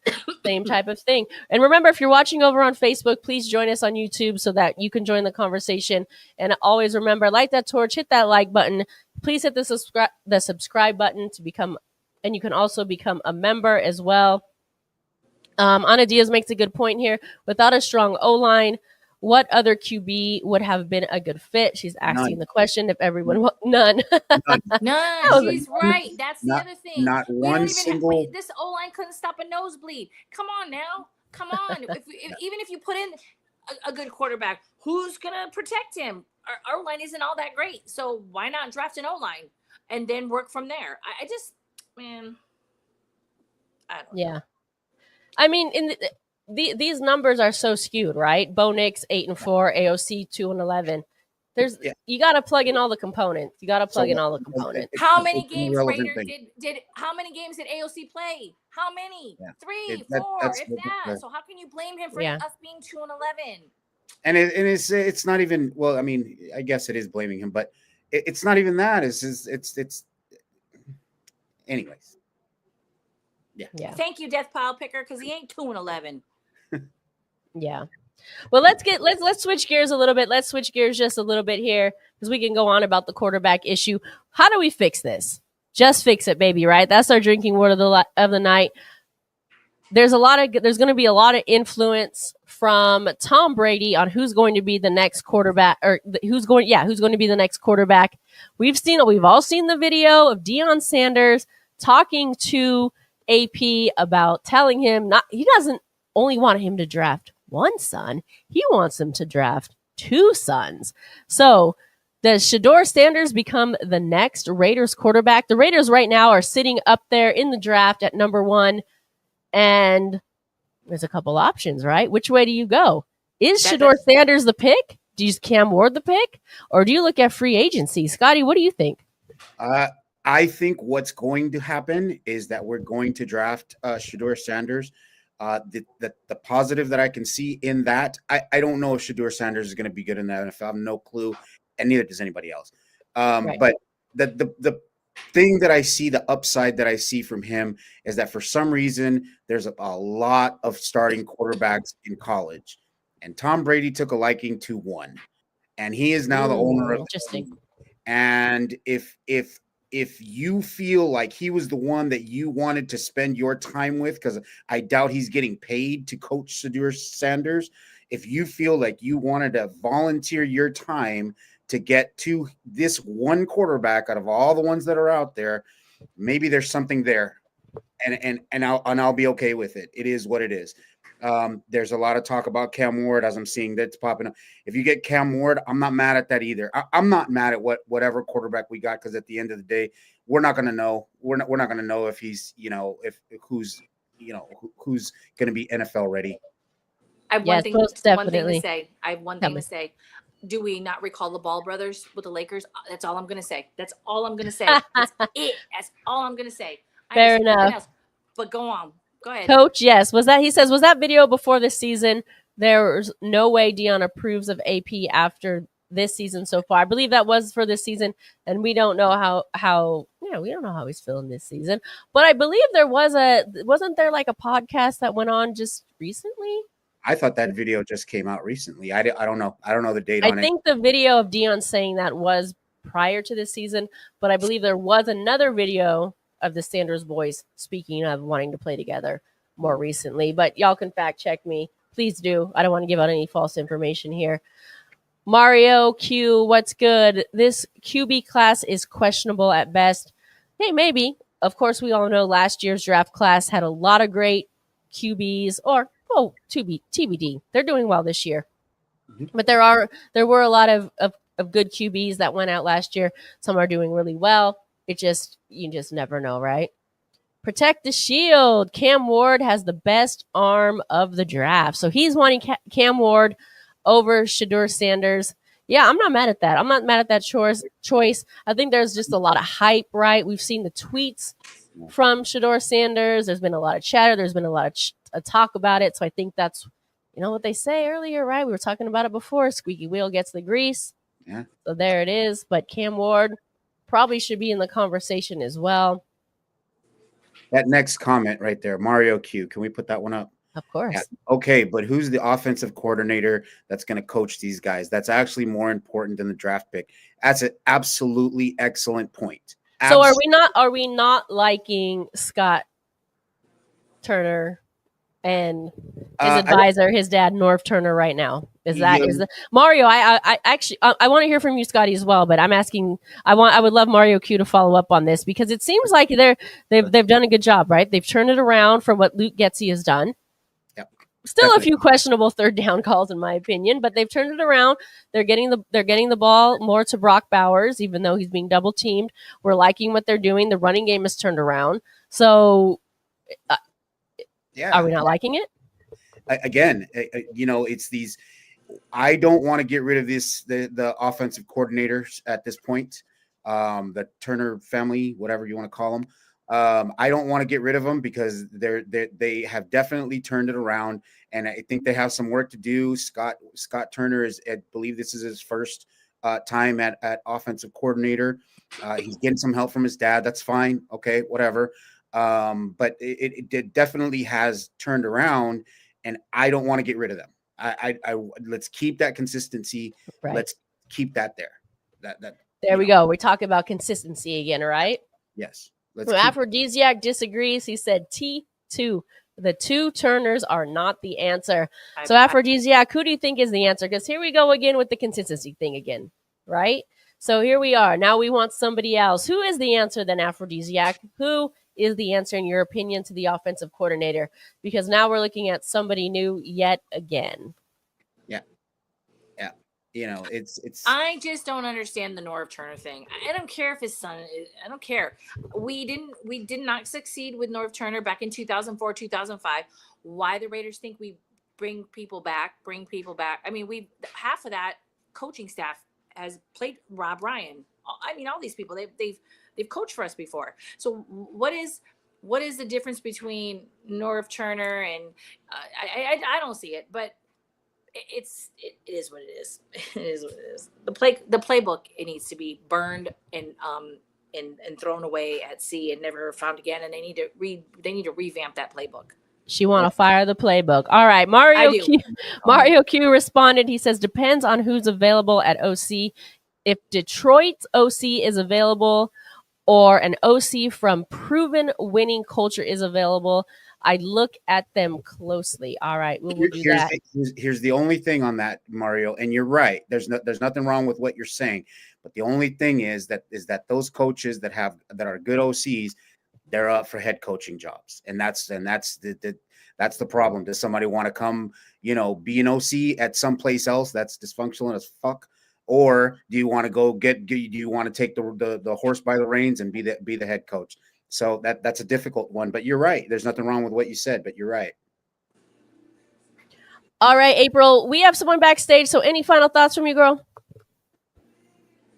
Don't just let anybody on this show. We crazy.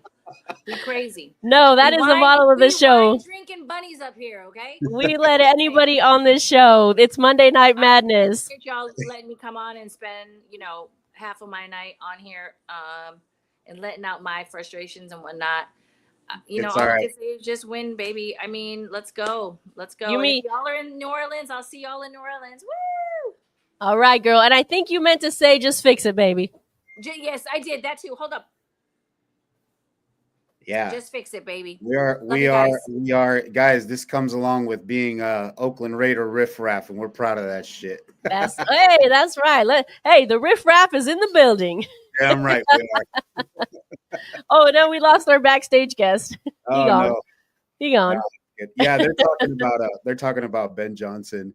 And like I said, Jake Long, there's been I couldn't think of the name, but it's Ben Johnson that everybody's talking about. There's a couple others out there also, but those guys are going to be up for head coaching positions. They're going to interview for head coaching positions. All right, we got somebody backstage. We want to invite our friend Afakasi Raider in the building. What's going on, man? What's good? Love it when you come Spicy on, man. Scotty. I'm anyone. Hello. You're anyone. I am anyone. Welcome, anyone. Sorry, I heard her say, "Don't just let anyone." So I love it. We let that'd be me. anyone up in the building, even the Aussies. Oi, oi, oi. Oi, oi, oi. How you doing, guys? What's going on, Abkasi? Well, Raider football is not what's going on at the moment, but here we are. Yeah. Talk to us, my friend. What are your thoughts on this 2 and what are we at? I lost track. 2-11? I think 11. 2-11. Damn, that's so ugly. Well, do I need to go on about the negatives? I mean, you guys have probably already talked about it enough already. No, The you negatives can. We like definitely to hear outweigh your the point of positives. view. We try to hit on the positives, but you know it's your time. Okay. Did you guys highlight? I guess. Sorry, I joined the show late. There were some nice moments from some of the unheralded guys. I'm talking about guys like Kalavon Chason, Michael Mayer, Darnay Holmes. These are guys who aren't really the bigger pieces to our roster, but I noticed them doing some things. You know what I'm saying? Yeah, Sincere McCormick. Yeah, Sincere we McCormick. talked Yeah, about it a little bit, but it was the top of the show. It's later now, so please touch on it. Right. Sincere McCormick's a guy I've criticized probably louder than anyone, being that like not so much the guy himself, but more so the hype that he gets. Like there was a lot of people the last 3 years hyping this guy up that he's the next coming of Bo Jackson. You know what I'm saying? And for me, it was just like, what has he done? In 3 seasons, he's languished on the practice squad, and despite our running back woes, he still can't get on the field. However, that's changed in the last couple of weeks, and he's managed to shut me up and prove that he is at least, like for the now, how long he can sustain being a good enough running back. I mean, he's averaging 5 yards per carry.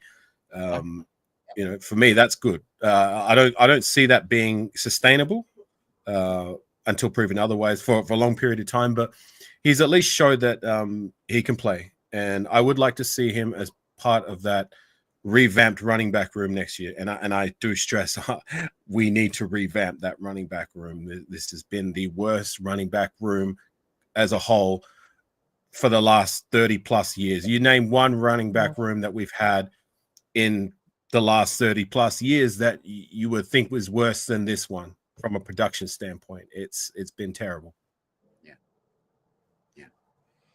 Yeah, absolutely. Do I even need to start? All right, well, let's go there. So, shout out to my guys.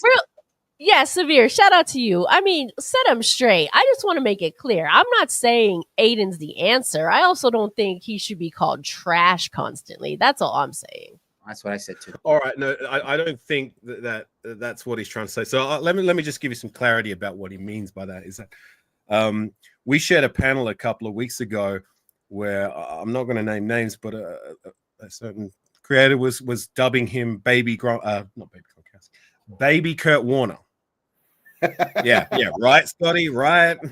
And within the space of a minute, dubbed him Baby Kurt Warner 6 or 7 times. Now, look, let me set the record straight with the fact that I like Aiden O'Connell. I don't love him, but I like him for what he is. And for me, what he is, he's a decent enough guy who's proven he can play, who can start in a pinch. He's not my guy for the future, admittedly. And I said that before the start of the season. Neither of these guys are my guy until they prove me otherwise. But I do believe he's good enough. He's better than all these other cats that we brought in the door in the last 2 years. Yeah, but that's not really saying much, right? However, like to crown the guy as Baby Kurt Warner or anybody who's before they even done shit, like that to me is sorry. I don't know if I'm allowed to cuss here, but that to me is ridiculous. And I think with this game alone, like he proved, like to me, that the fears that like I have with Aiden O'Connell, like he's good enough, but just not. He's not my guy for the future, personally. And I do believe that's an area we need to attack in the off season. 100%. Preferably the draft. Scotty and I echo that. We'll see. For sure. Yeah, for sure. I mean, I don't mind if they bring in a veteran guy, but like, I'm sick of trying to go the Rich Gannon route as our guy that we're banking on to be the future. I mean, how many times have we tried since Rich Gannon? and we just Right. ain't finding it. We've Right. tried and tried and tried for the last 20. How long has he been out of the door? 21 years, right? 22, yeah, 20 some years. 22, 21. Yeah. The closest we got for me personally was Jason Campbell. You know what I'm saying? And all these other veteran guys, they're either mid, maybe a little bit above mid, or just downright terrible. You know what I'm saying? Yeah. Absolutely. Yeah. Absolutely. No. We need to get a guy. We need to bring somebody in here. It's about time we try again. We can't let the fear of what happened with Jamarcus Russell hold us back from swinging for the fences. And even if we do draft a guy and he doesn't turn out to be him, like it's just a case of, for me, it's like, well, it sucks, but so what? Well, at least we tried. You know what I mean? So that's interesting. I've never heard it phrased that way. Do you think that's the issue? Do you think it's the fear of drafting a Jamarcus Russell? I never actually thought of that. Well, whenever I've been on a panel and I make the point of that's what I want to do. Like, I mean, if I would like us to take a quarterback, ideally round one, but you know, if there's a guy that's just from a best player available standpoint, that's just a Brock Bowers type prospect that's there in that number one spot. People are talking about Travis Hunter being the next Charles Woodson. Like, I wouldn't be mad with that, whatever. But round two, round three, like just swing for God's sakes. But whenever I've brought that as what I would like to do, the pushback is, you know, we with Jamarcus Russell, like, you know, when we try, we fail. You know what I mean? But it's like I said, like, give me 1 moment, I'll be there in a second. Sorry, I gotta go. Okay. That's okay. I gotta go. Sorry, guys, family calling. Yeah. No worries. No worries. All right. Thanks for joining. No, that's an interesting point. I've never actually thought of that. I never thought of, there's always the risk of a quarterback failing, the quote unquote Jamarcus Russell syndrome, but I never thought of it as like the fear of drafting a Jamarcus Russell. No, there's always the fact of a quarterback not succeeding. Sure. And we've talked about this before. You know, we don't know who's going to succeed in the NFL. College is a whole different deal. But again, my point has always been, we got to have the ball in our hand to take the shot. If not, we can't take the shot. So we got to get somebody. We got to get somebody and see what happens. It would be great if we had the top 5 picks and we could draft 5 quarterbacks. That would be awesome. I don't care. We'll take them, man. We'll take them. But you know, that's not the case. And we got to go out there and try to get somebody and try to work with them. The point that a previous, I forget who it was, made about having an offensive coordinator who can develop this guy and bring this guy along is an excellent point, though. It's an excellent point. You do have to have that. It's not going to. Who's really going to come in here on any team and just be able to, you know, light everything up with, you know, with beautiful numbers that doesn't have the coaching and the offensive line behind it. Nobody can. Yeah, definitely. So there's some factors there too. Yeah, we were just continuing the conversation on your comment about Jamarcus Russell. So carry on. Sorry, family. Don't be. Yeah, okay. Family always comes first, right? Of course. Yeah. Look, it just I see why people are afraid of that happening again, but like I was trying to say before, it's been how many years since the Jamarcus Russell pick? That was 2007, right? So that's almost 20 years. It's over a decade and a half ago. Since Jamarcus Russell, how many quarterbacks have we drafted? We've drafted Derek Carr in the second round. We took Terrell Pryor with a supplemental pick, round 3 back in 2000. Was it 2009 or 2010? It was Al Davis's last pick, right? RIP. Tyler Wilson, a guy who didn't even make it out of preseason, and Connor Cook and Aiden O'Connell. Those are the only guys we've drafted in the space of 15 years. You know what I'm saying? So, yeah, you guys already know what it is for me. I just want to try and find our guy. At least try. Sure, absolutely. We have to get a quarterback in the draft. There's just no way around it. Yeah, no way around. Well, yeah, and I think those numbers for me are a little skewed a little bit because, well, 2 things. I think they hung on to Carr too long.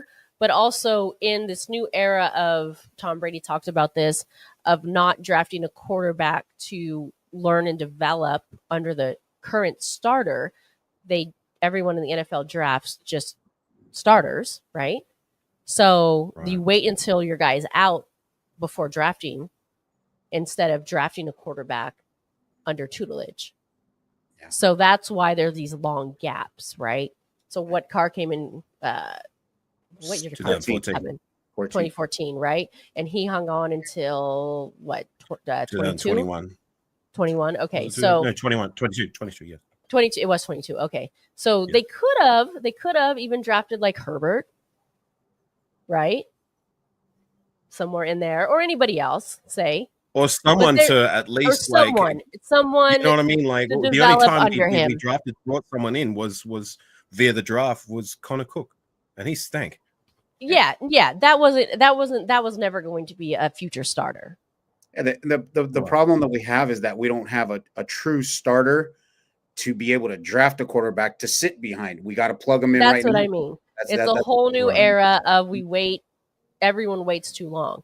Yeah. So and that's the problem Aidan O'Connell has had. Like he hasn't really had a good enough veteran presence to develop under. Like definitely, you know, I just wish we'd have done it when Derek Carr was in the door. Like, okay, we don't necessarily need to start, but like we need a contingency plan. And that was always my problem with like I appreciate Derek Carr. Thank you for your services, but my problem was always okay. If we move on from him, we need to have a plan in place. You know what I mean? That like was the at problem. least someone we can have like that we've developed that can take over. And we didn't have that when we moved on from him for what? Jimmy Garoppolo and who's that other Brian friggin' Hoyer and Aidan O'Connell, was supposed to be a guy who was supposed to sit, and then because of the poor circumstances, he had to start, and he did well enough because of said circumstances. But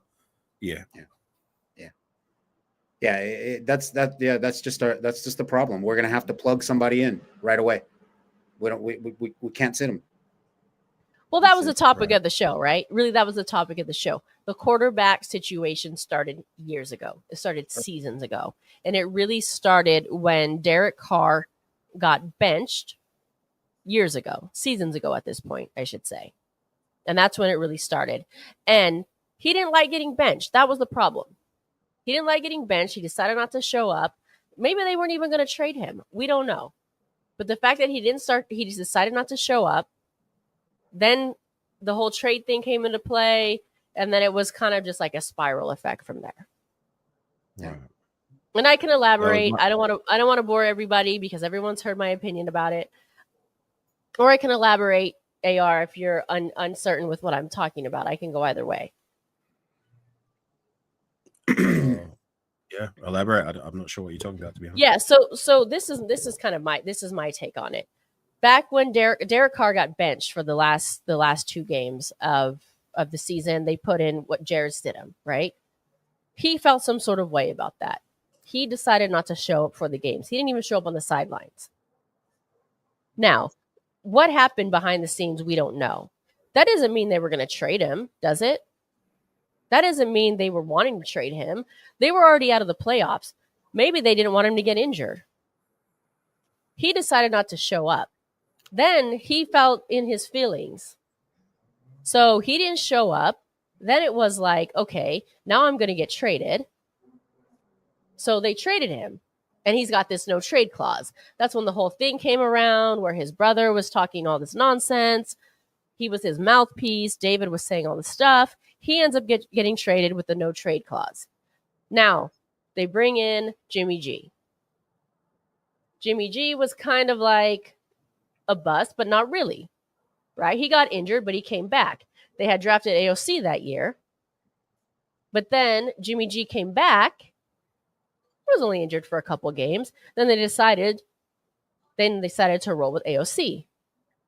Well, Jimmy G could have played. McDaniels got fired. When McDaniels got fired. When Daniels got fired, thank you. Then they decided to roll with AOC. Yeah. Then come this year, then they decide, even though we decided to roll with AOC last year, we're not going to decide to roll with him this year. Now we're going to decide to roll with this guy, Minshew. It's like, what? Yeah. Like none of it makes sense. There's no plan. There's all these coaching changes. It's just like, it makes no sense. You don't think Jimmy Garoppolo was just straight up terrible? I do. I thought he was horrible. You think the reason for his bench was just because of injury? I think it was terrible. I mean, he's pretty horrible. Okay. But I mean, listen, we can go back and back. If he was so horrible, right? So we're saying he was so horrible that that AOC was better. Okay, but then now we're saying that Minshew's better than AOC. So it goes Minshew, AOC, Jimmy G. According to them, yeah. According to them, yeah. According to them, yes. And then, but not according to them via pay scale. All right. Via pay scale, it's Jimmy G. It makes no sense. Yeah, it's just it's one mishap after another, over and over and over again, and now you're in this position. No, it's one mishap over another, and the way I'm explaining it is true. And the way I'm explaining it makes it sound like I'm crazy. No, because it sounds crazy, but it's actually what happened. And it's so crazy where AR looks confused right now because it's so confusing. I'm like, well, what? And it's so confusing where this is not even Spicy giving her opinion. This is just what the Raiders fucking did. Look, my long story short of it, to me personally, it's just we need to get better at quarterback. It's just not been good enough. That's it. Like whatever way you want to cook it and cut it. The bottom line is can we agree we don't have what we feel confident is being most of us. There's some people, and that's fine, like that they truly believe that AOC is the guy that we should build around for the future. I personally don't believe that, and I think a lot more people think that than not. But that's not me saying he doesn't belong on the roster. Like I said, I think he's good enough as a guy who can start in a pinch, and he's still young enough to develop. But I just want us to bring a guy that we can all be confident, say yes, he's the guy. We can be confident that we can build around him, and he can be the face of our franchise. And if not, if that guy goes down, and if that guy gets injured, you still know that you have Aiden O'Connell who can throw the ball in that situation. I'm fine with that. Like I said, a guy who we know can be a competent enough starter. He can have some good games and he can win some games. I've never said that he's terrible or he's bad. You know what I'm saying? I'm just saying for me, he's just not my guy that I'm 100% confident that we can sail off into the Raider sunset and say, yes, we're gonna build around this guy. Definitely not. No, definitely. And I agree with Jake Long in the comments section. He's a guy I appreciate, Jeff. Jeff Hostetler? The Hoss. Yeah. Been watching a lot of Hoss of late. So yeah, I like Hoss. What was he? All 5'11" of him? He was a little guy, right? What's that? I said all 5'11" of him. He was a little guy, right? I don't know. I don't know. He kind of looked tall. I believe he was tall. I don't know how big he was. But yeah, it's just one debacle after the other at the quarterback position. And at this point, you know what? I want the best that we can get at the quarterback position. It's going to be rough to not get a quarterback. 6'3". Oh, yeah, 6'3". Maybe I was against someone else. I thought so. He's taller than me. I'm 6'2". Yeah, we got to get somebody in there who can throw the ball. We just do. Yeah. And it's gonna be tough because that rookie's gonna come in and rookies make mistakes, and we're gonna have to sit through that, and that's okay. But you got to get somebody who you can build around. If that rookie comes in and makes an impressive season, then okay, good. Coach the guy up in the offseason and let him come back the next. You gotta get somebody who can work with him too. You have to do that. Let him make his mistakes. If we do bring in a guy, he's gonna make mistakes. He's got make your fuck ups. You know what I mean? Make big fuck ups. Trying to make the big plays. At least you can learn and grow from that. You know what I mean? Right. I'm willing to give. If we did draft a quarterback early, I'm willing to give them concessions year one. You know what I'm saying? You can't be downright awful if that makes sense. But if you've shown enough to give us hope, that's all I'm asking. Then I'm good with that. You know what I mean? It may be another season where it might be another rough ride, You know, we might have to, you know, wait for this guy till year 2, year 3, much like when Derek Carr was at his best. You know what I'm saying? Like we had to wait till 2015 and then 2016 for him to come to his best. So if that's the route we have to take, we have to take. Ideally, you want immediate success, like a guy like Jaden Daniels, right? But we will see. We will see.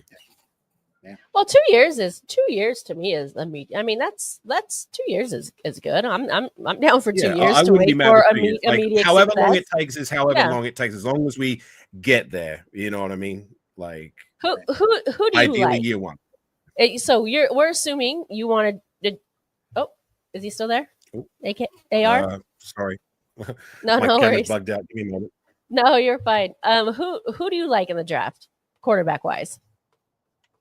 I like, from a personalities perspective, Cam Ward. He's a guy that, like, I don't know. He seems like a character guy, where there's, like, with Sanders, like, you know, he's a very glitz and glamour kind of guy, you know. Okay. I can't comment on their play because I haven't watched too much college football. So, yeah, okay. You know, it'd be unfair for me to say, you know, I like this guy because of this and that just by looking at the stats. Like, sometimes you need to watch the tape and watch a game inside out to get a good grasp of, like, if this quarterback is good or if he's not very good. But even, you know, those are the 2 names that are out there. Whoever it is, I'm going to get behind him. You know what I mean? Yeah, totally. And even that's hard, AR, because, you know, NFL speed is different than college speed, you know, so that you can only hope that he translates to the NFL, you know, as good as he may be in college. And that's difficult because that's the unknown factor. Right. Yeah. AR, we have someone backstage. You're well. Okay, you. Thank you for joining us. We appreciate you, my friend. Have a of good course. day, Scotty. I see everyone else in the chat. All right, for show. Good night. Good night.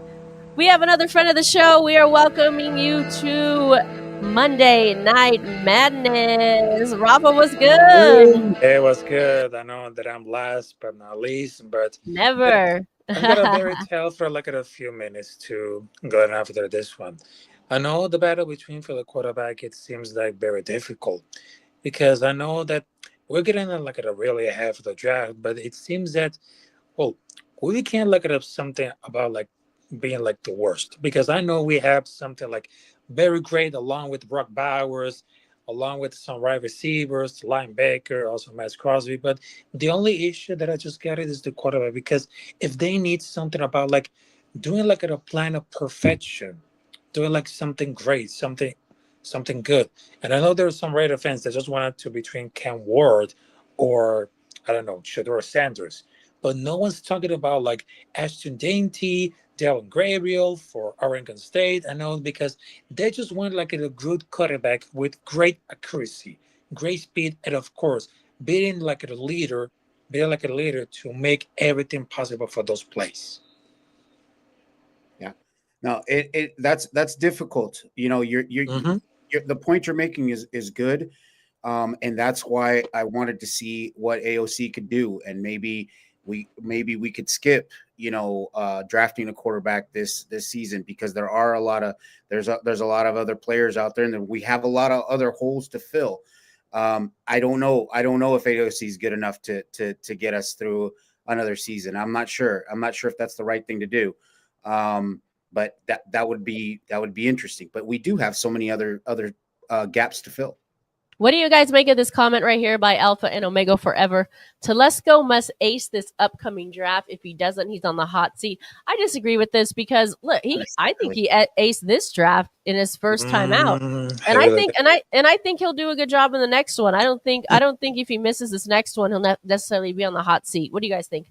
No, I don't either. And my personal take is I don't think he'll be on the hot seat necessarily. But you know, it'd be great if he could ace this draft too. It would be great if he can ace the quarterback position. That would be great. The rest, that's fine. I can deal with the rest of it. But if he can ace the quarterback position, that would be great. Yeah, Yeah. I will say it because right now I got to like the hop off because I know that I got some like few minutes, but I really think that Tom Telesco they need to get involved like at a good picks because if you remember between Jackson Powers Johnson and Brock Bowers, it became so much important.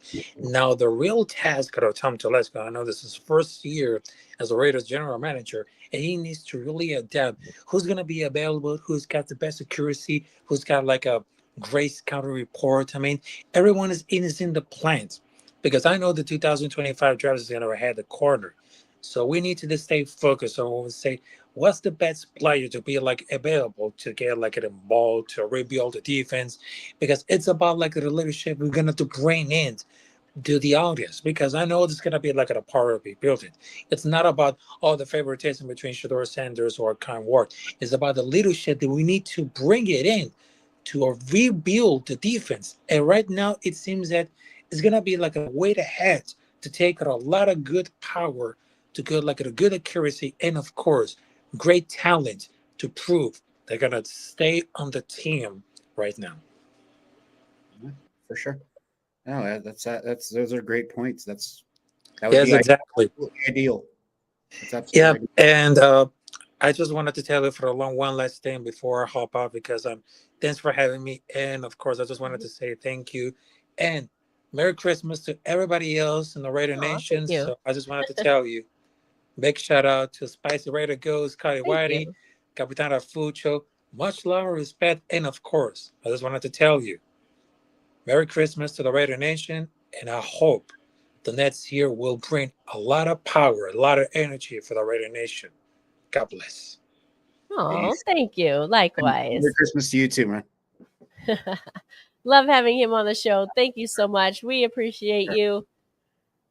All right. We went way over time here, but we appreciate everyone who decided to pop on tonight. We wanted to give everyone their time. We didn't want to cut everybody off because yes, we let anyone up on this show. Anyone up in here. Anyone is welcome, and we wanted to give everyone their time, so we stayed on for you. Hey, it's been an abysmal season. It's not the way we wanted it to go. Only 2 wins. I am fortunate to have seen one of them in Baltimore, the only away game I have ever seen the Raiders win. So I'm excited. I was excited about that one. And I want to give a shout out to my girl Paula here, who started off the top of the show. This is a plug for her. The Commitment to Excellence Award Dinner honoring my boy, Mad Max Crosby, February 22nd of next year, 5 p.m. It's semi-formal. If you want to buy into this, there are tickets available for $175 per person. It's probably a write-off, I'm sure, because it goes to a good foundation here. The location is the Terrace Banquet Hall out there in Henderson, California, which is, of course, in Las Vegas, Nevada.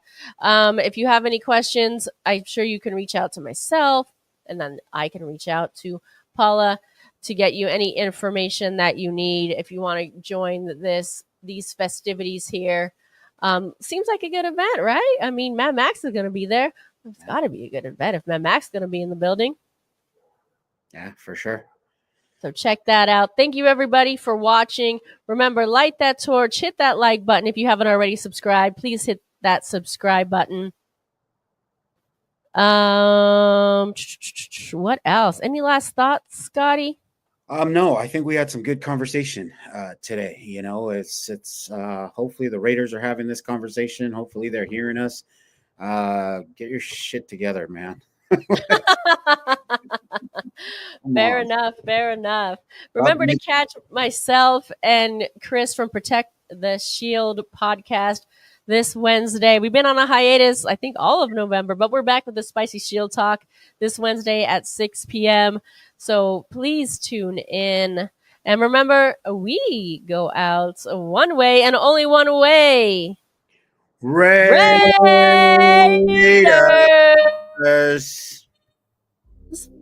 Fact is, I grew up in Compton, California.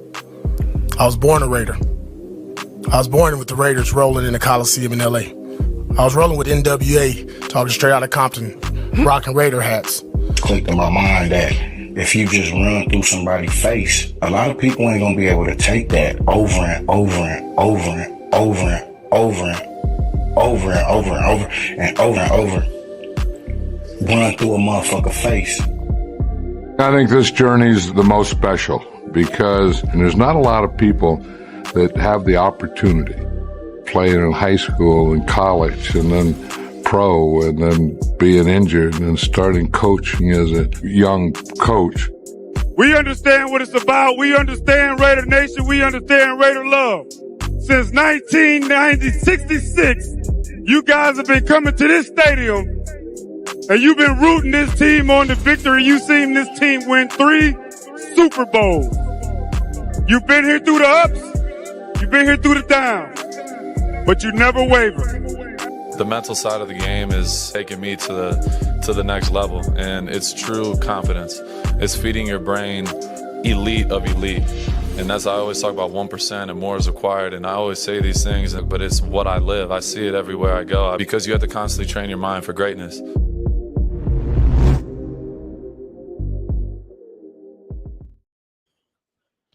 All right, Raider Nation, thanks for joining us. We'll see you next week for a special edition of Monday Night Madness because the Raiders will be playing Monday Night Football. Good night, everybody.